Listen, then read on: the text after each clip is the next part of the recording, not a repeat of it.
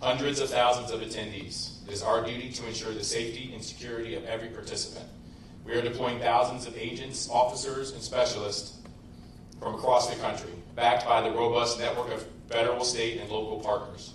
Our mission is not just to secure an event, but to ensure public confidence and safety. The Secret Service and our partners want every attendee to be confident in their security and feel safe. That is why we are leaving no stone unturned. Everyone entering the event will go through screening at clearly designated checkpoints. These checkpoints and the entire security perimeter will be mapped out and available at www.nsse.dc.gov, along with important updates on road closures, parking restrictions, prohibited items, and other logistical changes. The Army 250th Birthday Parade and Festival are in close proximity but are two separate events.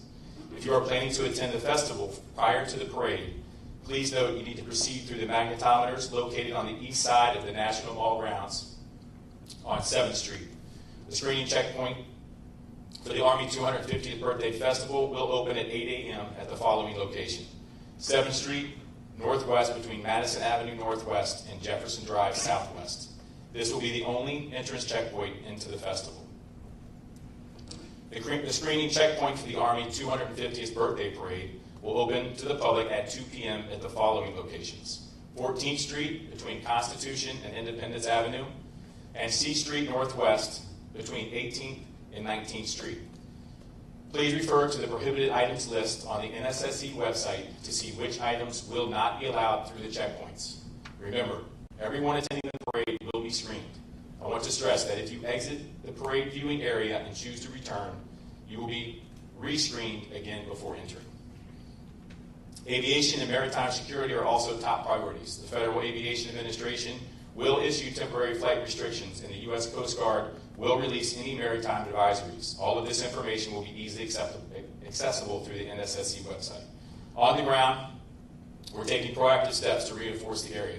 You will see 18.5 miles of anti-scale fencing, 17 miles of bike rack, concrete barriers, 175 magnetometers, and officers from federal, state, and local agencies standing post.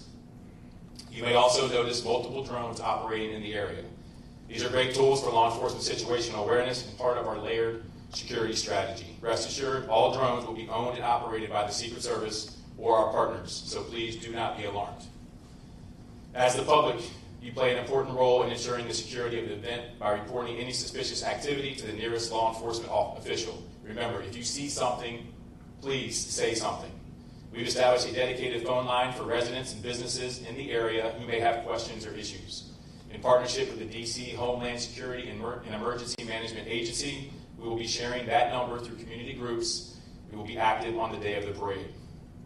One additional note, we'd ask the public, due to the large crowds, noise, and the weather forecast, that for their safety, you leave your pets and emotional support animals at home. As always, service animals are welcome. Chief Smith will speak shortly about what all this means for residents, workers, and visitors in the district. MPD has been and continues to be one of our most critical allies, not only during NSSEs, but in the daily work of keeping our capital secure. Another key partner during this event and every day is the United States Park Police. Chief Jessica Taylor and her team have been working with us side by side throughout the planning process, and they are instrumental in ensuring this event is safe and enjoyable for all attendees. They'll be closed by thanking the men and women of the Secret Service's Washington Field Office and the Dignitary Protective Division who have been working around the clock to create an excellent security plan. And thank you to all the partners here today. Your dedication, your patience, and your professionalism make this effort possible. I cannot thank you enough for your partnership. And now it is my honor to introduce Chief Jessica Taylor of the United States Park Police. Thank you. Good afternoon. My name is Jessica Taylor, and I'm the Chief of the United States Park Police. The Park Police has significant experience with large-scale special events, especially in and around the National Mall and on National Park Service lands. We're, of course, working under the NSSE umbrella with our partners at the Secret Service and have members on all of the subcommittees. Ensuring a safe event and keeping the public safe is our #1 priority. We'll be on full activation. All of my officers are working on Saturday and leading up to Saturday with road closures and site security. We are particularly grateful for the support of multiple local, state, and federal partners who are sending in their officers and their agents to help us with manpower on Saturday. That being said, plan ahead before you come to the event, right? We're expecting families, we're expecting some children. Parents, take a picture of your children that morning so we know what they look like in the event you get separated. You can easily show the officer the picture. We'll have family reunification tents, and we'll have officers, everywhere you look, on hand to assist. I am extremely confident in the security site program we've put together for this event, and we're looking forward to a safe and enjoyable event on Saturday. Thank you. I'm sorry. I'd now like to introduce FBI Special Agent Charge Bates.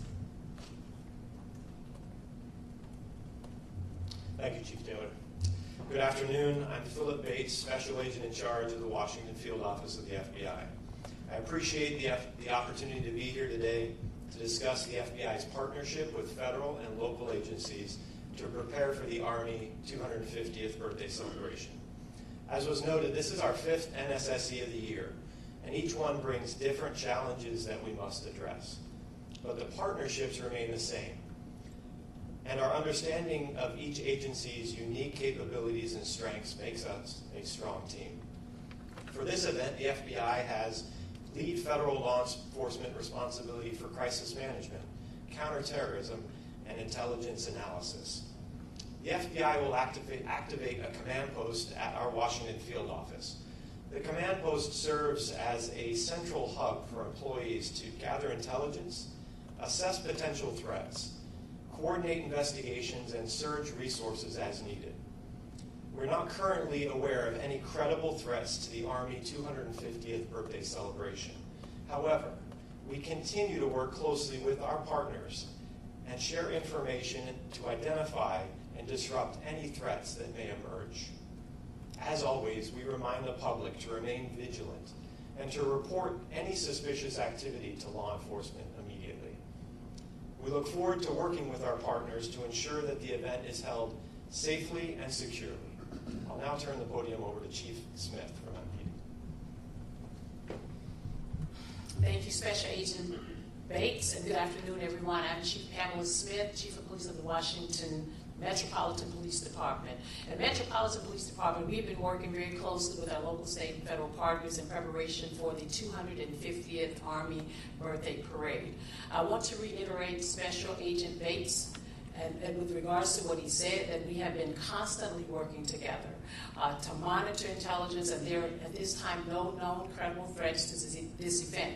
That being said, we always remain vigilant and ready, and as always, we continuously evaluate intelligence and adjust our posture as needed to safeguard the city.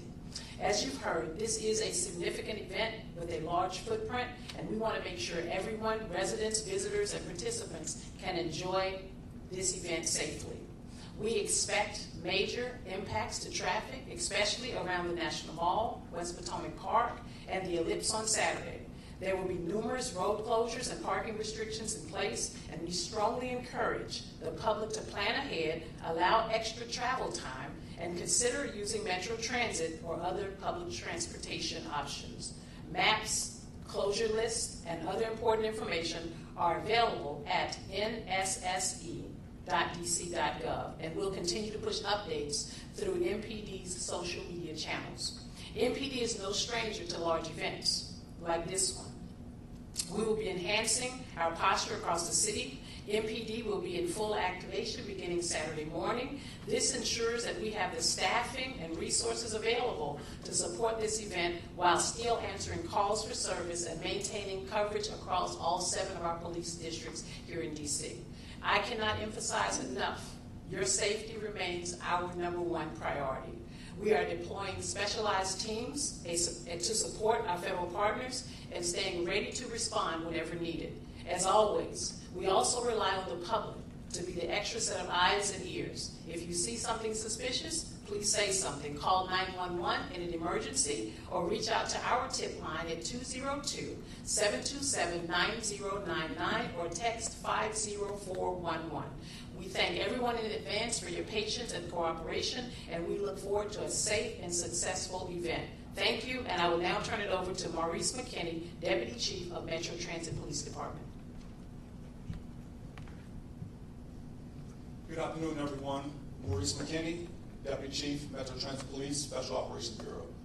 Metro will support the Army 250 by operational support that we will increase staffing at all of the stations surrounding the parade and festival routes. Metro Transit Police will increase officer presence in and around all of the stations to include Smithsonian, Archives, Federal Triangle. As it relates to rail operations, Metro will operate on a normal service. There will be, my apologies, Metro will operate on normal service, and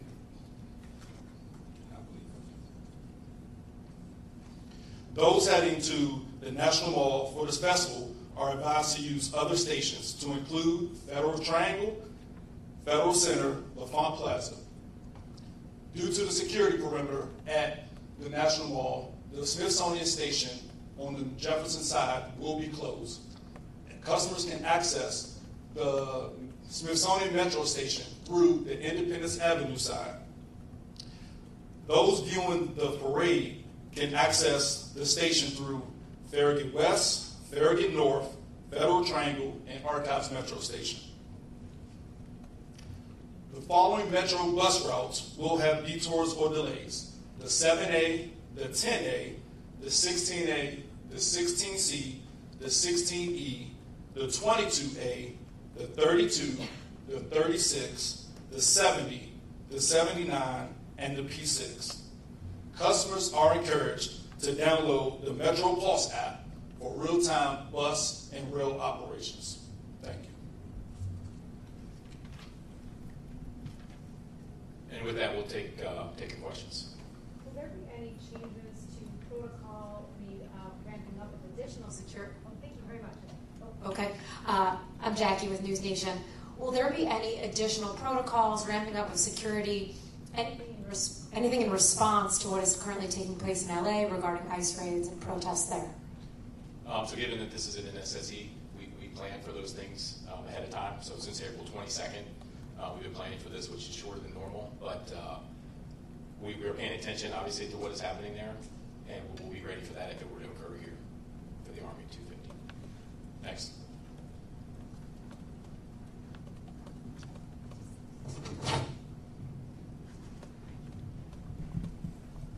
Hi, Hassan Khan with Politico. Just to kind of follow up on that, what have you guys been expecting or discussing in terms of whether we see a similar deployment of federal troops, maybe perhaps a DC National Guard as we've seen in California in response to protests? So I'll just say we're not expecting it. We have no intelligence of that happening here. But if it does, we have the resources to handle it. Right in front.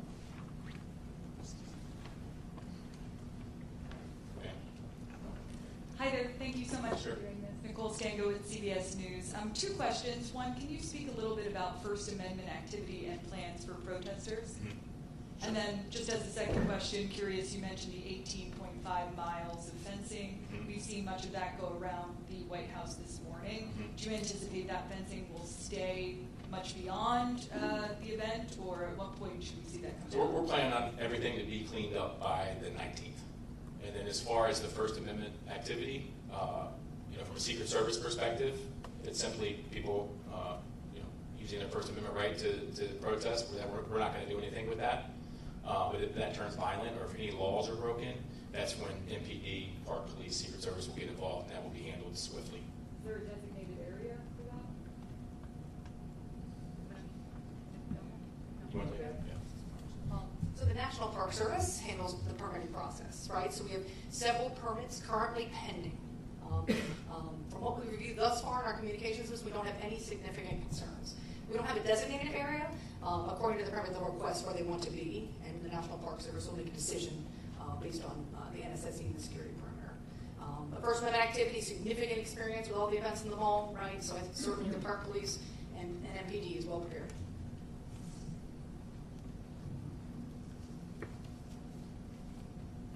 Hey Matt, it's Holmes Librarian from CNN. I'm curious, what is the number that you're really expecting right now for counter-protesters? I know you mentioned in terms of attendees, we're talking hundreds of thousands. Are we seeing anywhere near that number for counter-protesters? No, not even close. We're tracking about 9 First Amendment activity demonstrations, but nowhere. I'm not going to get into the exact number, but it's not that high. And then, is there a plan in place to call National Guard if needed? What is? We actually have National Guard. You already have it. Yeah. They're working the event, so they will be here. But we also have a robust plan for civil disturbance. What's the number of the National Guard here? Again, I'm not going to talk about numbers just for security reasons. But between CDU units that we have from multiple agencies and the National Guard, I'm very confident in the plan we have. Thanks. Yep.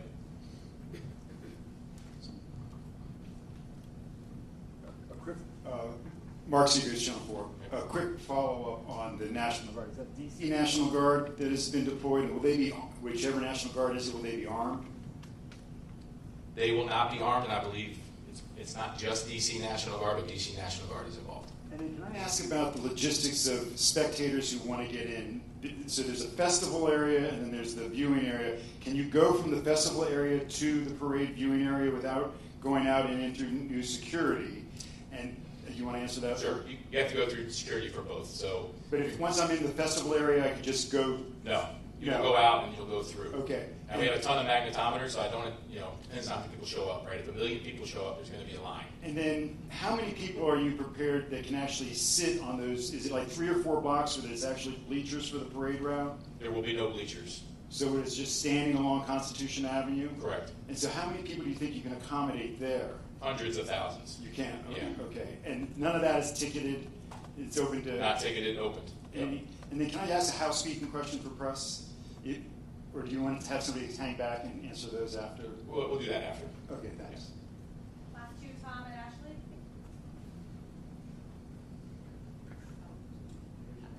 Tom and Ashley. Wanted to ask, first off, related to what you were just talking about, will there be people on both sides of Constitution to watch it, or just the north side? The majority of people will be on the south side of Constitution. Okay. And there will be some available area on the north side. And this may be more for the NPD chief here, Smith, but we unfortunately had the double stabbing and the shooting this weekend while World Pride was going on, not right where the parade was. What do you do to prevent something from happening, not necessarily right at the parade, but in the area not too far from it like that this weekend? Well, we're prepared. I think as law enforcement personnel, we've already gone through the executive steering committee with regards to the resources that we'll have allocated to the 250th, and that's the same thing we would do in any other special event that we have across the city. Making sure our resources are available. If something happens, being able to redeploy those resources to those areas. If I can just follow up real quick.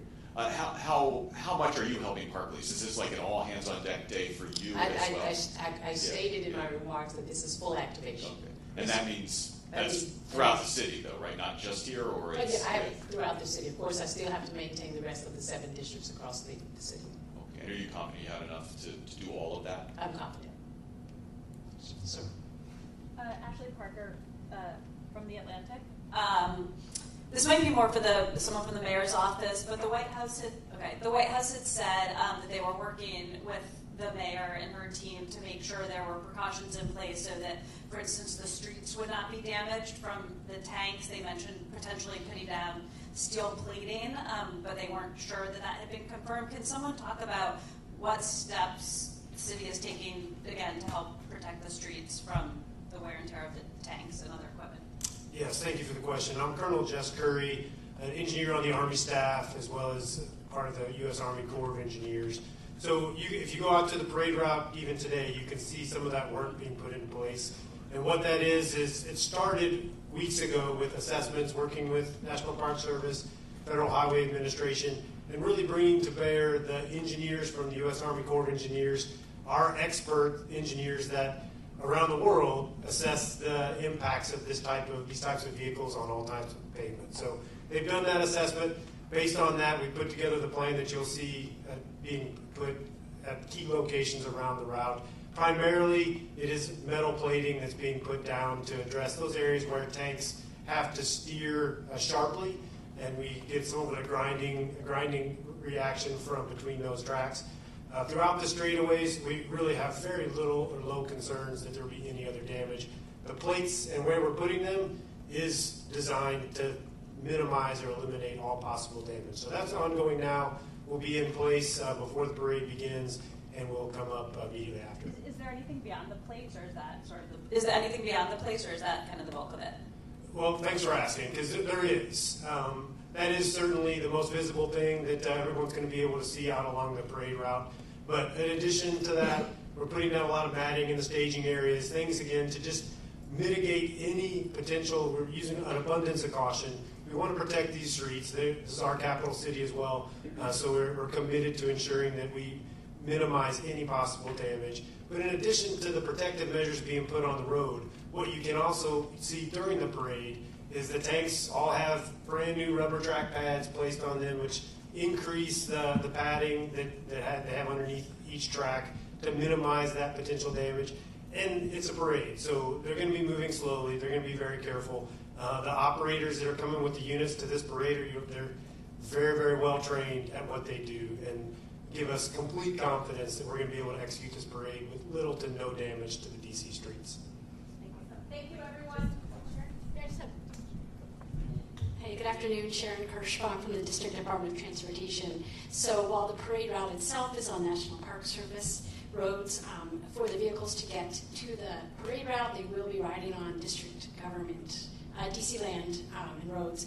And one of the other things that we do, as we would for all oversized and overweight vehicles, we require that they receive a permit. And when they apply for the permit, we take a look at the weight, and then we work together on the route to make sure that if they're covering any bridges or any other vulnerable roadways, that they can withstand the weight. And then we give recommendations in terms of the spacing and in terms of the speed to make sure that there's no other